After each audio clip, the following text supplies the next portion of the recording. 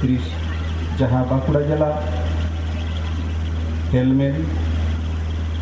नोआ हेलमेट रे सेटेरकान दिसम थोगरेन सानाम को जोहार आज सगुन दाराम तहना मंडी ब्लॉग यूट्यूब चैनल पहाटा खन और तेहन दो नोआ दो बांकुड़ा जिला हेलमेल रेना वीडियो बन नेलदा गंगा जलघाटी आमडांगा खन और आबोरेन बांकुड़ा जिला पारगाना बाबा मानतान सेम मांडी गंके चेक दिस हुदिसे चलाबन कना चलो एनकान सानाम कोते बन नेल सांगे लेगे और नोआ मंडी ब्लॉग यूट्यूब चैनल रेन सानाम नेनेलिया कोठेन नेहर तहन कना नोआ वीडियो मुचाद धरी नेल ताबन पे और नोआ चैनल रे बन नवा गेखान चैनल सब्सक्राइब तरावा ताबन पे और नोआ वीडियो कड़ी लॉन्ग जोगा एनहो सानाम कोठेन मुचाद धरी नेल रेना नेहर ताहेना और बांखाय दो अडी किछु बन मिसा बाबन बुझाव दाड़ेया जिला रेन सानाम कमिया को और तेहे नोआ सारा भारत जगत माझी परगना महल बांकुड़ा जिला हेलमेट रे सेटेरकान इन्या बांकुड़ा जिला रे तोला परगना बाबा को कमिया को मुलुक पारगाना बाबा को कमिया को पीर पारगाना बाबा साथे आतो मांझी बाबा मांझी हपन को मांझी आयो को मांझी हपयरा को साथे आबो जिला रेन सुसरिया को सुबुदिया को सानाम कोगी इया बांकुड़ा जिला पहाटा खन नय तेहे आबुआ वीडियो को कलेका होयो कना कमेंट करते ले तबन पे और वीडियो यदि बन खुशी खान लाइक तबन पे धूम दारे सानाम को नेल हचो लगी वीडियो बेसी बेसी शेयर तबन पे जग मांझी बाबा को गोडेक को पारानिक को नायके बाबा को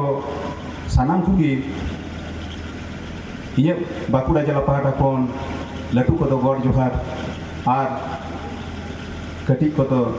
धूम आशीष दुलर बड़ा चोते गी तेहना नोआ वीडियो नेल लगी मंडी ब्लॉग यूट्यूब चैनल पहाटा सेट खन साथे सानाम को गे जोहारे चलाबन जहां जिला रिया रिपोर्टिंग नय जे जहाँ 2015-5-2022 रे जहाँ बनाव जिला कुमुट निया तालाम दाहार रे जिला कुमुट तीना चाचो लहा दाड़े कावदा और उना साहरे कमी होरा रे तोहर हाड़ा रे एटकेटोड़े रे साथे लड़ाई लेका रे अब भारत जे सारा भारत जगत माझी परगना महल जिला कुमुट सानाम को नय उछन के सानाम थोगरेन आबोरेन जहाँ सावता दरदिया साथे तीनटा कमी होराय चाचो लहदाड़ कावदा उनागी नोआ रिपोर्टिंग आकार रे ना अबुई पारानिक बाबा उचेन तबनाय मेन दो नियागी निया लहा मारांग आबो बांकुड़ा जिला रे 2013 साल रे जहाँ दो अनारी लेकाते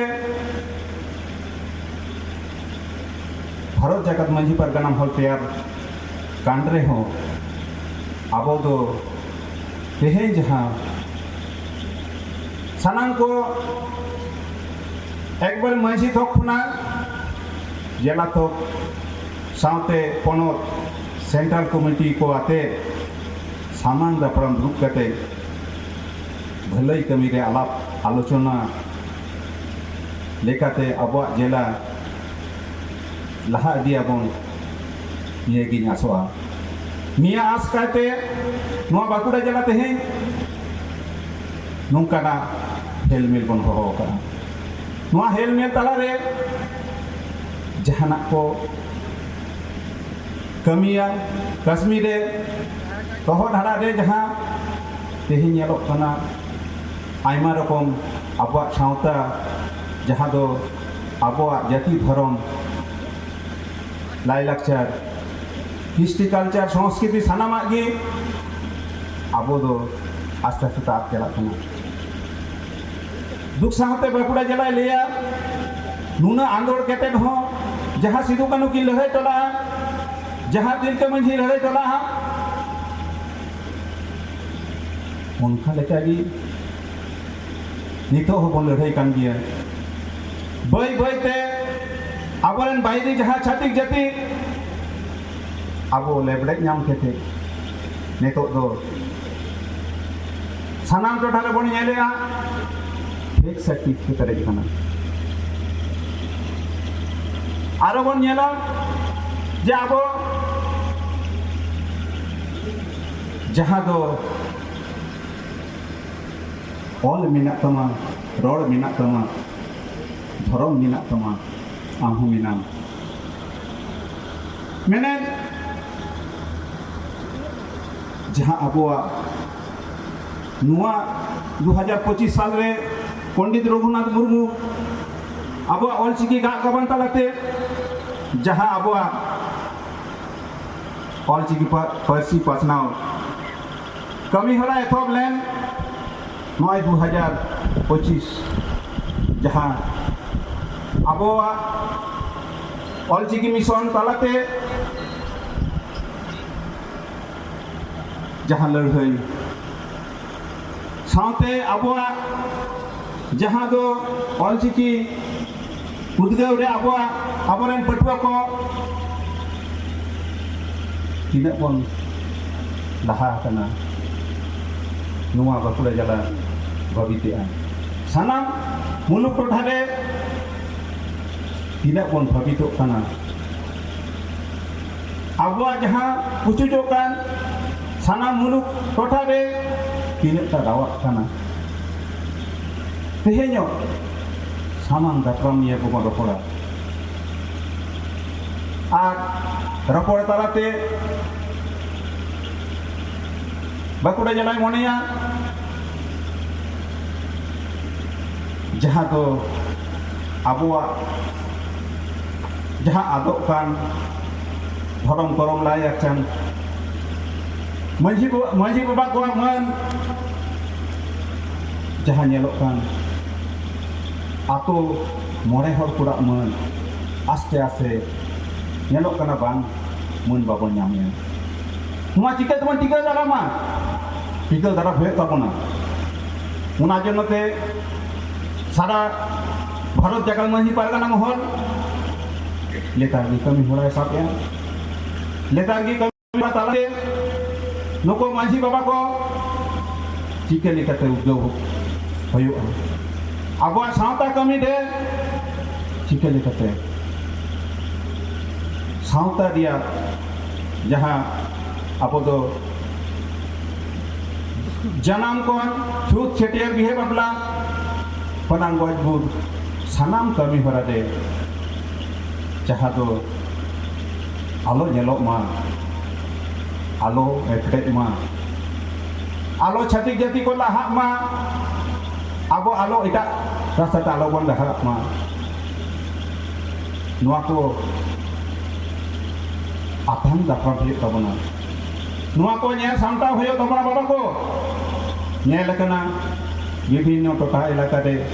नेतो तो बड़ी अर्संग को अब को ताला रे बोलन कना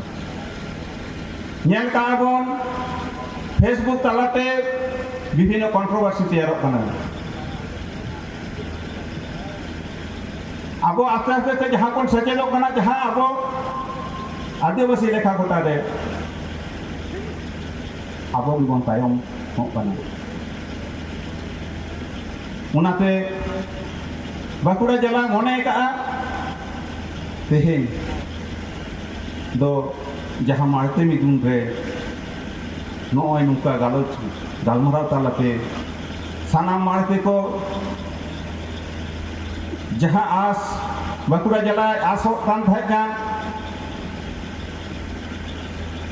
सानाम दापरम रे नियते बाकुड़ा जिला पारगाना बाबा को कमिया को आप तो बांग मिटा करना किदा से तेहें हेल मेले आबन जहाँ बाकुड़ा जिला कुरुमुटुले आए रिकल आए ये सानाम मुलुक खन बांग रे हो 100 जन कते डेडिकेट सेटेट का तालाते नुआ बाकुड़ा हेलमेल बन अर्पिदवा मेनखान बाकुड़ा जिला जहाँ आसला है मंझी बाबा को पीर पारगाना बाबा को मुलुक पारगाना बाबा को उना आस बाकुड़ा जिला ठेन बांग को सदर ला दुख या कथा तो निये गिन लिया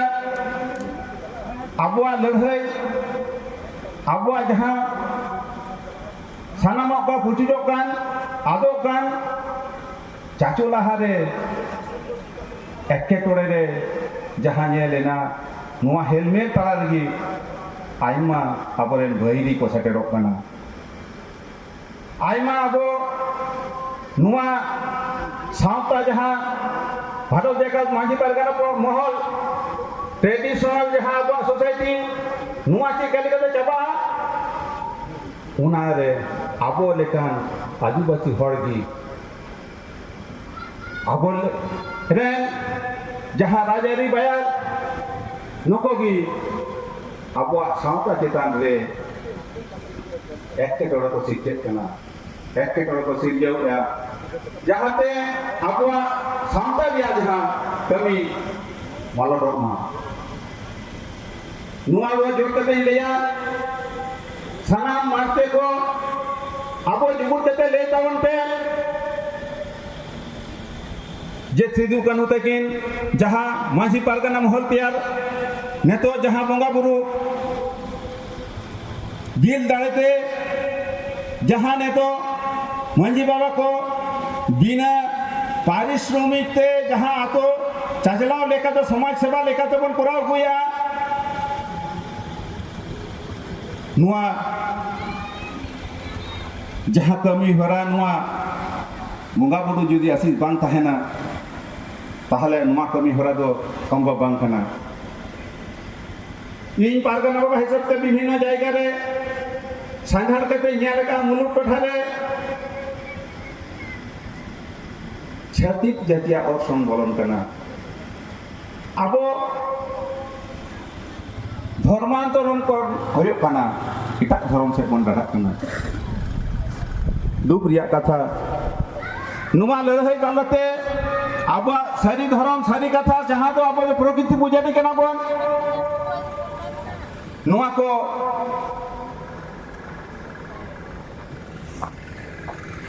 प्रतिपाद करा मेनकान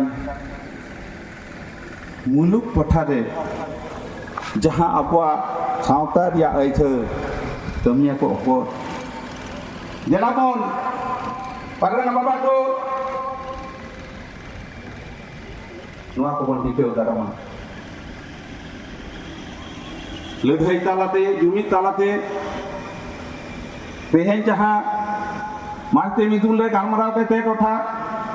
जहाँ गोटा आरो आतु मांझी कोटे दुरुब कते चिके लेकते आबो सावता कमी हरा बन नायते नापाय तबन लहा दिया नुआ दो जहाँ मांझी को मन एम दिगे होयोआ से हताव दिगे होयोआ अब नोड़े खन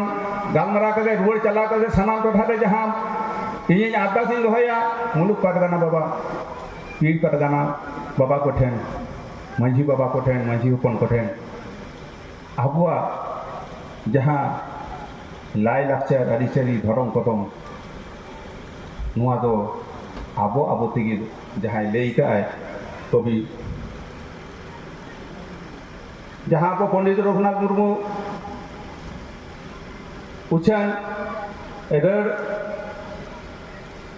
आबुआ नुआ धर्म चितान रे सानामा नुआ बन आलोचना ताले बन